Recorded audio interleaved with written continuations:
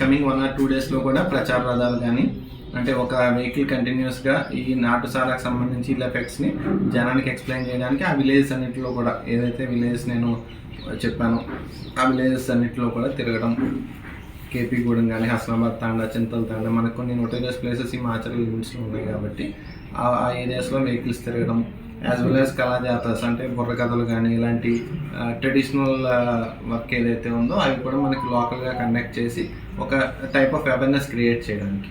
అట్లాగే ఈ మెయిన్ ఉద్దేశం నిర్మూలించడంతో పాటు ఎవరైతే ఇందులో దీనివల్ల ఉన్నారో ఇన్వాల్వ్ అయ్యి వాళ్ళు వృత్తిని వదులుకోవడానికి నాటుసారాన్ని వదులుకొని రావడానికి ఉన్నారో వాళ్ళకి ఆల్టర్నేటివ్ లైవ్లీహుడ్ ఏమైనా ప్రొవైడ్ చేయడానికి కూడా కలెక్టర్ గారితో మాట్లాడడం జరిగింది. మొన్న మీటింగ్లో కూడా కలెక్టర్ గారితో డిస్కస్ చేయడం జరిగింది. ఒకవేళ వాళ్ళు ఏమన్నా ఈ వృత్తిని వాళ్ళంతటా వాళ్ళు స్వచ్ఛందంగా మానేసి ఆల్రెడీ పాత అక్యూజ్డ్ ఎవరైతే ఉన్నారో వాళ్ళు ఉంటారు కాబట్టి లిస్ట్ మానేస్తే కనుక వాళ్ళకి ఆల్టర్నేటివ్ లైవ్లీహుడ్ ప్రొవైడ్ చేయడానికి లోన్ కాంపనెంట్స్ కానీ లేదా వేరే విధంగా కానీ ఆల్టర్నేటివ్ లైవ్లీహుడ్ ప్రొవైడ్ చేయడానికి మెయిన్ దీని ఏం కార్యక్రమం మన గవర్నమెంట్ ఆఫ్ ఆంధ్రప్రదేశ్ చాలా ప్రతిష్టాత్మకంగా ఫ్లాగ్షిప్ ప్రోగ్రామ్ అనౌన్స్ చేయడం. అట్లాగే లాస్ట్ మంత్ February 19న మనకి ప్రకాశం జిల్లాలో నవోదయం 2.0ని లాంచ్ చేశారు. గతంలో 2016లో నవోదయం 1 అంటే ఫస్ట్ ప్రోగ్రామ్ నవోదయం జరిగింది. అప్పుడు కూడా ఐడిని మ్యాక్సిమం నిర్మూలించడం జరిగింది ఆ ప్రోగ్రాంలో. అదేవిధంగా ఇప్పుడు 2025లో కూడా మనకి నవోదయం 2.0ని గవర్నమెంట్ ఆఫ్ ఆంధ్రప్రదేశ్ నాటుసారా నిర్మూలించి మనకి మన రాష్ట్రంలోనే నాటుసారా లేకుండా చేయాలని ఒక మంచి ఉద్దేశంతో నవోదయం 2.0ని February 19న మినిస్టర్ గారి గౌరవ ఎక్సైజ్ మినిస్టర్ గారి చేతుల మీదుగా ప్రకాశం జిల్లాలో లాంచ్ చేయడం జరిగింది.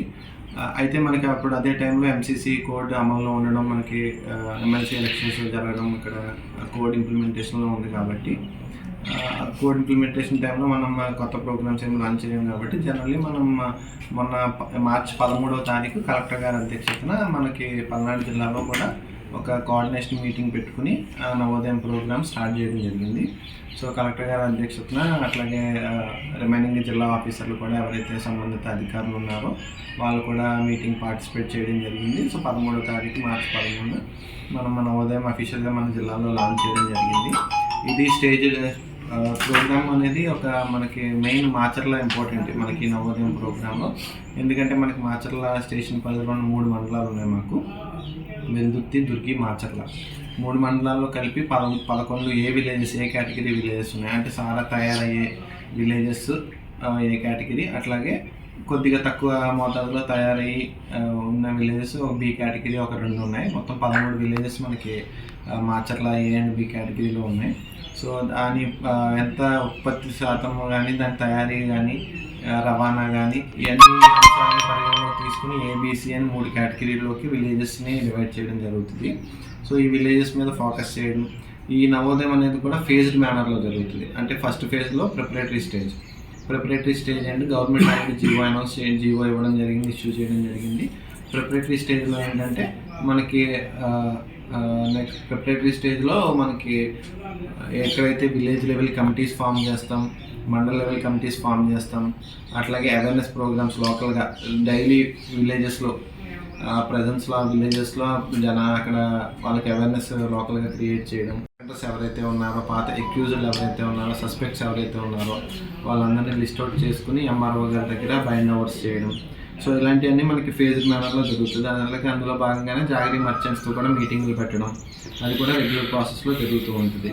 ఎందుకంటే మనకి మెయిన్ సోర్స్ని కట్ చేయగలిగితే ఏదైతే ఈ ఫెర్మెంటెడ్ జాగరీ బెల్లం ఓట తయారయ్యేదానికి మెయిన్ సోర్స్ జాగరీ కాబట్టి సో ఈ ప్రక్రియలోనే ఈ ప్రిపరేటరీ స్టేజ్లోనే జాగరీ మర్చెంట్స్తో కూడా అన్ని స్టేషన్స్లో కూడా రెగ్యులర్గా జరిగే ప్రాసెస్ అది స్పెసిఫిక్ కాదు. ఇంకా రెగ్యులర్గా జాగరీ మర్చెంట్స్ మీటింగ్స్, వాళ్ళకి నోటీసులు ఇవ్వడం, ఎక్కువ మోతాదులో ఎవరైనా జాగరీ కనుక కొనుక్కుని వెళ్తుంటే వాళ్ళ దగ్గర నుంచి వాళ్ళ సమాచారాన్ని ఎక్సైజ్ వాళ్ళకి ఇవ్వాల్సి ఉంటుంది.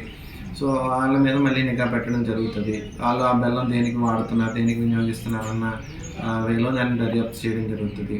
అట్లాగే మనకి జాగరీ మర్చెంట్స్ బైండ్ ఓవర్స్తో పాటు విలేజ్ కమిటీస్ ఫామ్ చేస్తాం, మండల కమిటీస్ ఫామ్ చేస్తాం.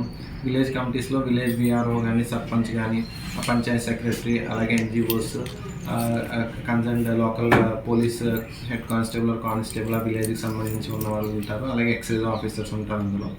అట్లాగే మండల లెవెల్లో కూడా ఎంఆర్ఓస్, తహసీల్దార్, ఎంఆర్ఓస్, ఎంపీడీఓస్ ఉంటారు, ఎక్సైజ్ సిఏ, అలాగే police law and order CA ఉంటారు, ఫారెస్ట్ ఆఫీసర్స్ ఉంటారు, రేంజ్ ఆఫీసర్స్ ఉంటారు. సో అట్లా కమిటీస్ ఫామ్ అవుతాయి. అట్లా జిల్లా లెవెల్ కమిటీలో కూడా కలెక్టర్ గారు, ఎస్పీ గారు, డిస్ట్రిక్ట్ ఎక్సైజ్ ఆఫీసర్గా నేను, అట్లాగే డిస్ట్రిక్ట్ ఫారెస్ట్ ఆఫీసర్గా అట్లా. సో రిమైనింగ్ మెంబర్స్ కూడా ఎవరైతే అవసరమో, అంటే డిఎంహెచ్ఓ గారు కానీ మెడికల్ సైడ్ నుంచి, ఎందుకంటే ఈ నాటుసారాకు సంబంధించి ఇల్ ఎఫెక్ట్స్ ఎక్స్ప్లెయిన్ చేయడానికి డిఎంహెచ్ఓ గారు కానీ, ఇలాంటి వాళ్ళ సైడ్ నుంచి కూడా అన్ని డిపార్ట్మెంట్స్ కూడా కోఆర్డినేటెడ్ ఎఫర్ట్స్. అట్లాగే ఈ మెయిన్ ముఖ్య ఉద్దేశం ఈ ప్రిపరేటరీ స్టేజ్ తర్వాత ఎన్ఫోర్స్మెంట్ యాక్టివిటీ స్టార్ట్ అవుతుంది. సో ఎన్ఫోర్స్మెంట్ యాక్టివిటీలు ఈ విలేజ్ అన్నింటి మీద కంటిన్యూస్ రైడ్స్ జరుగుతాయి. Excise as well as police officers కూడా ఇంకా కంటిన్యూస్గా రైడ్స్ చేసి నిర్మూలించడం మెయిన్ టాస్క్. అది ఒక 2 months ప్రోగ్రామ్ జరుగుతుంది. అండ్ 2 monthsలో ఈ ఏరియాస్ అన్నింటిలో మనం ఐడి నిర్మూలించాలి అని ఒక targeted time line government communicate చేసింది.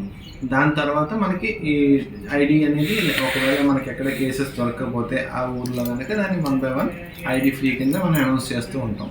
సో అట్లా మొత్తం మన ఆల్ విలేజ్ కవర్ అయిన తర్వాత మొత్తం జిల్లాను కూడా ఐడి ఫ్రీ కింద అనౌన్స్ చేస్తాం. మన జిల్లాలో మాచర్లతో పాటు మనకి అచ్చంపేట మండలంలో కొంత ఏరియాలో కొన్ని విలేజెస్లో ఉన్నాయి, అట్లాగే బొల్లాపల్లి మండలంలో కొన్ని ఏరియాస్లో ఉన్నాయి, అట్లాగే నర్సరావుపేట నకరికల్ మండలంలో చేజర్ల తాండా, సో ఇలాంటి కొన్ని ఏరియాస్లో ఉన్నాయి.